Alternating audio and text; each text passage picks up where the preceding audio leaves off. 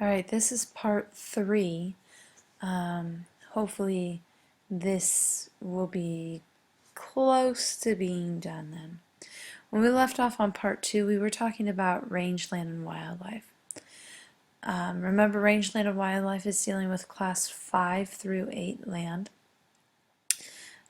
Use prescribed burning 18. Remember in the previous video we talked about that being an automatic marking for all class 5 through 8. Motor spray for weed control is for a class 5 through 7, and only if we see weeds being an issue. Number 20 talks about control of brush and trees. That also is for only class 5 through 7 land, and if there is a brush problem on the specific field. 21 is proper pasture and range management. That's an automatic marking for class 5 through 7. If we're going to have a pasture, we need to make sure that we take care of it.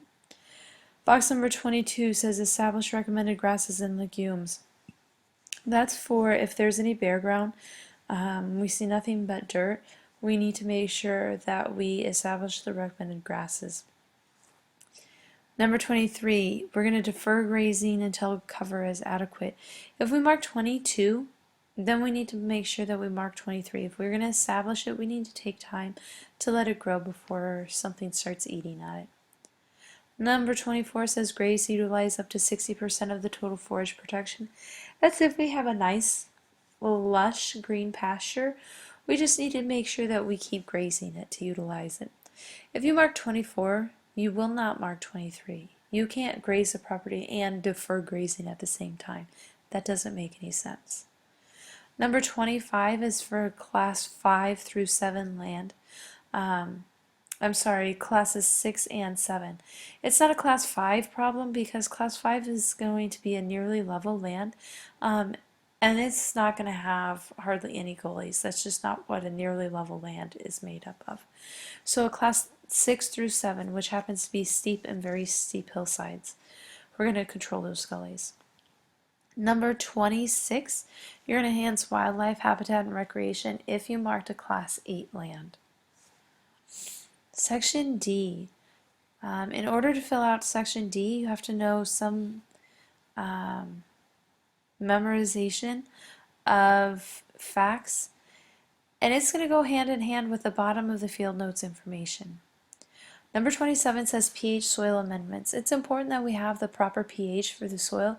That way the nutrients are more readily available to the plants. A pH that is between 6.5 and 7.9 is a good pH. If it happens to be between 6.5 and 7.9, you do not need to mark box number 27. It's there. We're only marking the box if it's deficient. Therefore, if it's at 6.5 and 7.9 for it to be adequate, anything that is 6.4 or less, or 8 or above, it's deficient, and we would need to mark the pH. Number 28 says nitrogen. Notice down here in the field notes information, nitrogen is either adequate or deficient. So they're already telling us we don't have to worry about figuring anything out. If it's deficient, we're going to mark nitrogen, box number 28. Box number 29 is phosphorus. If the phosphorus is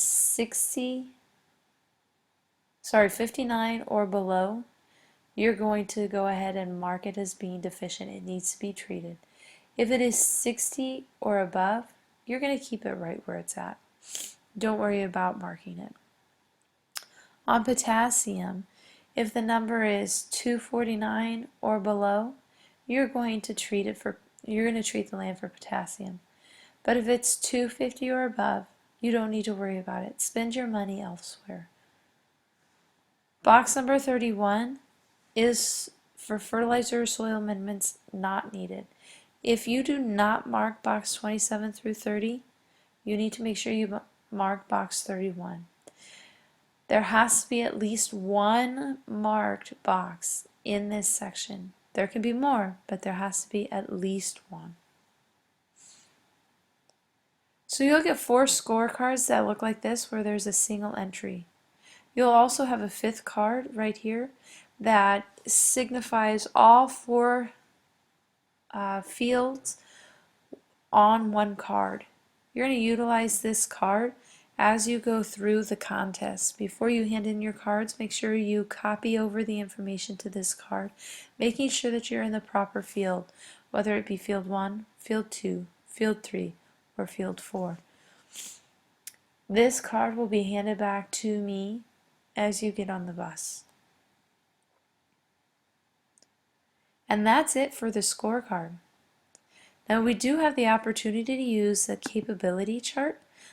It helps with the memorization and for those of you that can't quite remember all your facts. The first thing that you need to do is make sure that you have the proper land capability chart, and that can be found right here.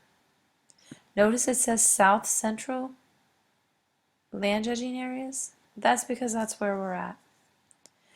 The next thing after you figure out that you have the correct card is figure out what your landscape position is. Remember, that's given to you by the judges. You simply need to figure out where on this scorecard do we fit. Are we an upland soil? Are we a stream or a terrace? Are we a terrace depression?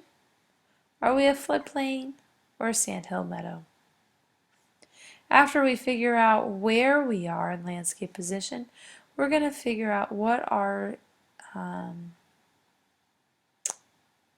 hole is. I have to go back here and look at it. What our depth of soil is. If our depth of soil is deep, very deep, we're going to use this top section right here. If we're a moderately deep soil, which by the way already has the breakdown for us, we're going to use these next boxes. If we're a shallow soil, we're here. Notice it says sand and gravel will not be used in the contest as a depth limiting factor, so it's going to have to be a hard bedrock. And then we have, very shallow soils. Okay, know where you're at and what the depth of soil is so that you can properly use the scorecard. Not scorecard, the capability chart. If you can use this capability chart, you should do just fine. After we figure out what our depth of soil is, we're going to come to the first column that deals with surface texture. Now remember, surface texture is, I believe, box B on the scorecard. It is box B on the scorecard on part A, or part 1. Remember, you have to ribbon the soil. Once you ribbon the soil and you figure out what your topsoil is, then you can go through the list in the left-hand column and figure out where your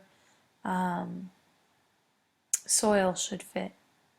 After you find the correct box for surface texture, you're going to go on and look at permeability. Remember, permeability is the way the water moves through the soil.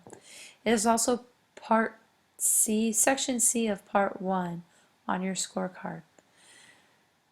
VS stands for very slow. S stands for slow. MS is moderately slow. M is moderate. R is rapid. MR is moderately rapid. You're going to figure out where you fall on your permeability by ribboning the soil. Right now we have a two-fold check, meaning that if we have a medium texture over a slow permeability, we know we're going to be in this category. After you figure out the surface texture and the permeability, you're going to come up and you're going to figure out what your drainage is. The judges have told you whether it's somewhat excessively well, moderately well, or somewhat poorly. If we have that marked, it's going to be easier for us to hopefully just go straight across. After the drainage comes the slope. If you get confused on what the slope of the land breakouts are, 0 to 1, 1 to 3, 3 to 6, 6 to 11, 11 to 30, 30 plus, the breakdown is actually right here under the moderately fine ribbon texture. 0 to 1, 1 to 3, 3 to 6, 6 to 11, 11 to 30, and 30 plus. Right? Going on, the next step is to look at your erosion.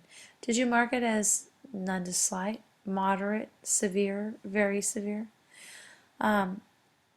Notice on your scorecard,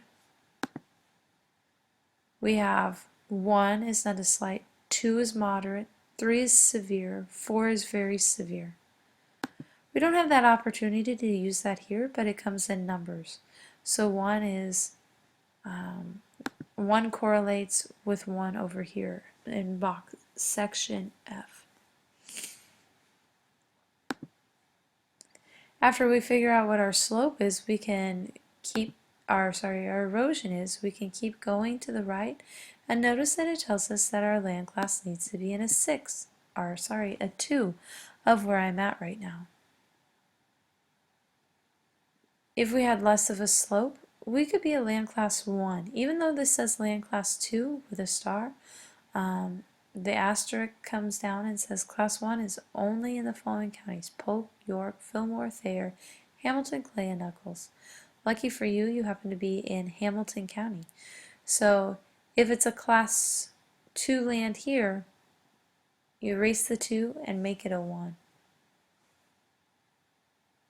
This land capability chart is simply a checklist to make sure that you have all of your ducks in a row. It's given to you at the contest, so make sure you use it.